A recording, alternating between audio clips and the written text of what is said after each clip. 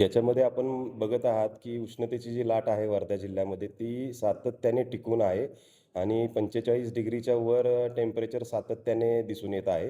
त्यामुळे अनेक पालक समित्या असतील आणि इतर खूप संघटनांनी आमच्याकडं आपत्ती व्यवस्थापनाच्या बैठकीत विनंती केली, की अशाबाबत काही सूचना संबंधित यांना द्याव्यात.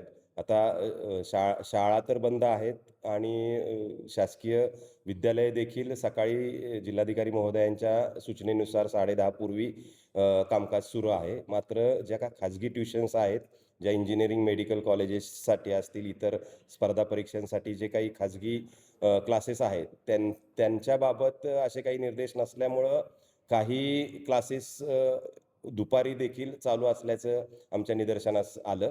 तर त्यांना आम्ही हे निर्देश जारी केलेले आहेत, की त्यांनी कृपया 31 मेपर्यंत उष्णतेच्या लाटेचा अंदाज घेऊन आणि आपलं जे काही अकॅडमिक नियोजन आहे, ते सकाळी 6 पासून सुद्धा विद्यार्थी येत आहेत आणि सकाळच्या सत्रात आणि उशिरा दुपारच्या सत्रात त्यांनी घ्यावं किंवा ऑनलाईन पद्धतीने घ्यावं, जेणेकरून विद्यार्थ्यांना या उष्णतेच्या लाटेचा कोणताही त्रास होणार नाही आणि विद्यार्थी अतिशय चांगल्या वातावरणात या क्लासेसला अटेंड करतील.